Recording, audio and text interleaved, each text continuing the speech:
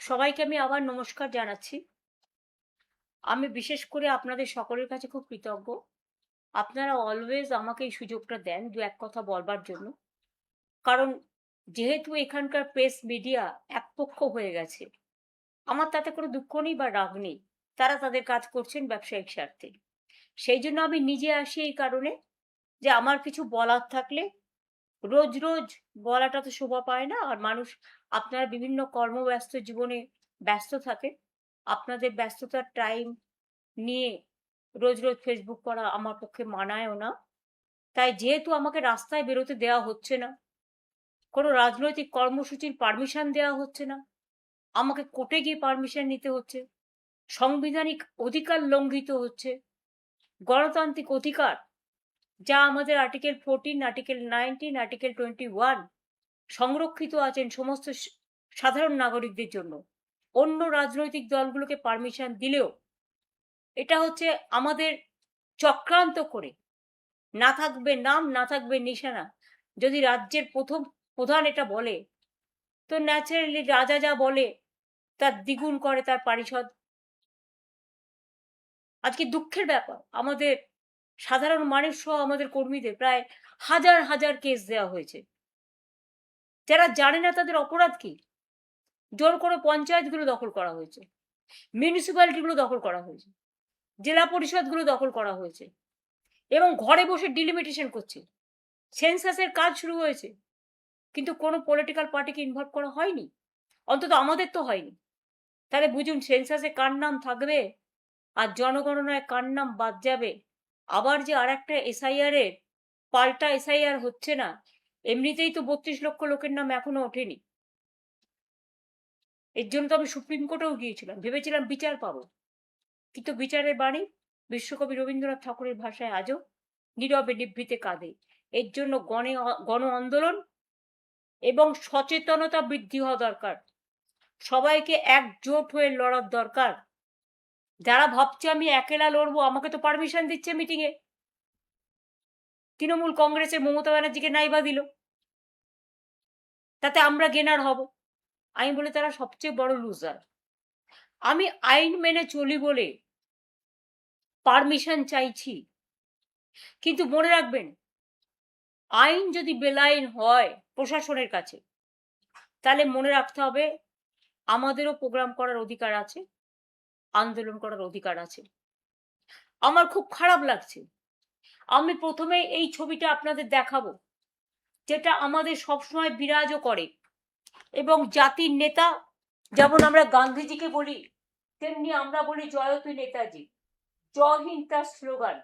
দেখুন এখানে সমস্ত অল ইন্ডিয়ার বাংলার সমস্ত নেতৃবৃন্দের ছবি দিয়ে আমরা সকাল থেকে প্রার্থনা সঙ্গীতের মতো আমরা তাদের প্রার্থনা করি। তারাই আমাদের আইকন। আমি স্তম্ভিত, আমি লজ্জিত, আমি মর্মাহত, আমি শোকাহত, আমি দুঃখিত।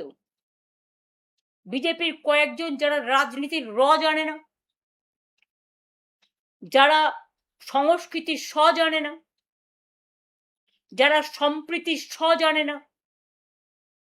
যারা দেশটাকে চেনে না, যারা বাংলাটাকে চেনে না, তারা আজ দেশনায়ক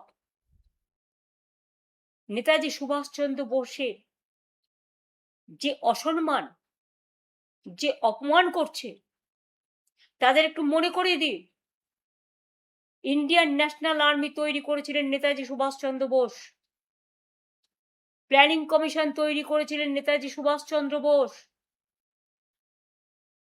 আন্দামান নিকোবরে শহীদ দ্বীপ, স্বরাজ দ্বীপ, স্বাধীন দ্বীপ ঘোষণা করেছিলেন ভারতবর্ষের স্বাধীনতা আন্দোলনের সময়, স্বাধীনতার আগে নেতাজি সুভাষচন্দ্র বোস।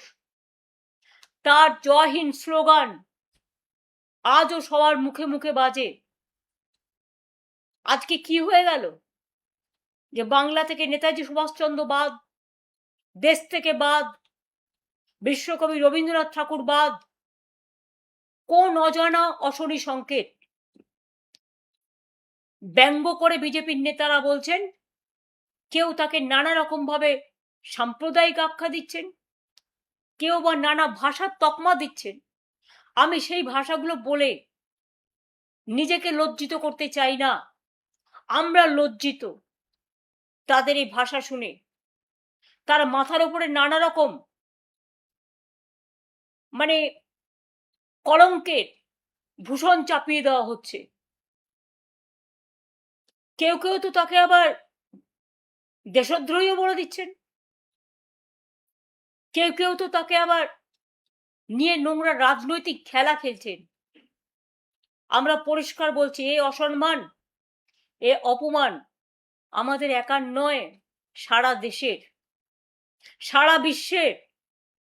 এবং আমি মনে করি এখনো যাদের বিবেক আছে, আবেগ আছে, যারা ক্ষমতার চেয়ারের কাছে মাথা নত করে না, যারা দেশনেতাদের সম্মান জানায়, বিশেষ করে আমার ইয়াং জেনারেশন, ছাত্র, যুব, মা, বোন, সংস্কৃতি প্রেমী সকলকে বলবো, একটু তাকান। বাংলা কি বাংলা থেকে হারিয়ে যাবে? না যারা দেশের জন্য লড়াই করেছেন, প্রাণ দিয়েছেন, আজ পর্যন্ত কেউ জানে না? নেতাজি সুভাষচন্দ্র বোসের জন্মদিনটা আমরা জানি, মৃত্যুদিনটা জানি না? ক্ষমতায় আসার আগে বিজেপি সরকার অনেক কথা বলেছিল, ফাইল খুলবেন, উদ্ধার করবেন। সে তো কোথায় গেল সে ফাইল? কোন আলমারিতে গচ্ছিত রেখেছেন আমরা জানি না। কিন্তু আমরা বাপুজিকে, গান্ধীজিকে যেমন জাতির পিতা বলি, আমরা নেতাজিকে জাতির নেতা বলি, দেশের নেতা বলি, দেশের মহানায়ক বলি, বীর যোদ্ধা বলি, বীর স্বাধীনতা সংগ্রামী বলি।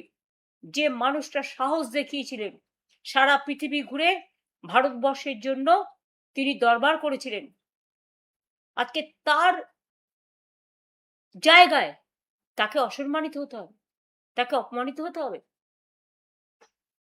আমি আমাদের আইটি টিমকে দায়িত্ব দিয়েছি, তারা আহ্বান জানাবে সব ছাত্র, যুব, ডিজিটাল আইটি যারা আছেন, নেতাজি সুভাষচন্দ্র বোসের অসম্মান মেনে নেবেন না।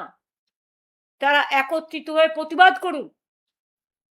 পুলিশ পারমিশন আপনাদের দেবে না, কারণ পুলিশ, আমি জানি না, আমি একদিন এই পুলিশের সাথে কাজ করেছি, তাদের প্রতি আমার অলবেশ শ্রদ্ধা আছে, কিন্তু পুলিশকে দিকেই তো আজকে ভয় দেখাচ্ছে এমএলএদের, ভয় দেখাচ্ছে এমপিদের, পরিবারকে ভয় দেখাচ্ছে, ইডিকে দিয়ে ভয় দেখাচ্ছে, সিবিআইকে দিয়ে ভয় দেখাচ্ছে, আইসি গিয়ে গাড়ি নিয়ে গিয়ে বলছে, কোথাও কোথাও আমি শুনেছি, হয়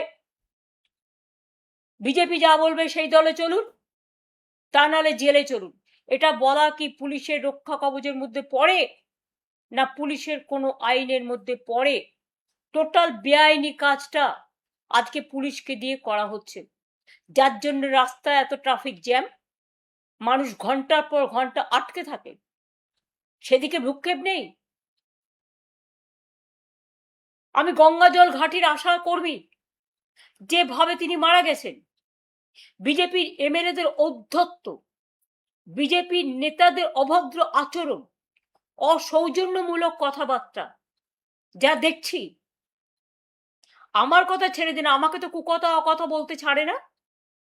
যদিও তারা জানে যে আমি কোনোদিন 1 পয়সা মাইনে পর্যন্ত নিইনি, আমি আজ পর্যন্ত পেনশন পর্যন্ত 1 পয়সা নিইনি, আমার বইয়ের রয়্যালটি দিয়ে আমার চলে, কিন্তু সেই রয়্যালটিটাও এবছর আমি পাইনি। নিশ্চয়ই বিজেপির ভয়ে তারা মুখ বন্ধ করে বসে আছে। মানুষ বই কিনেছে বই মেলায়, সে টাকা আমাদের লোকেরাও জাগো বাংলার স্টল থেকে দিয়েছে, কিন্তু আজ পর্যন্ত আমি পাইনি, কারণ নিশ্চয়ই এতে কোনো খেলা আছে। আমাদের তো ব্যাংক অ্যাকাউন্ট থেকে শুরু করে সব ফ্রিজ করে দিয়েছে।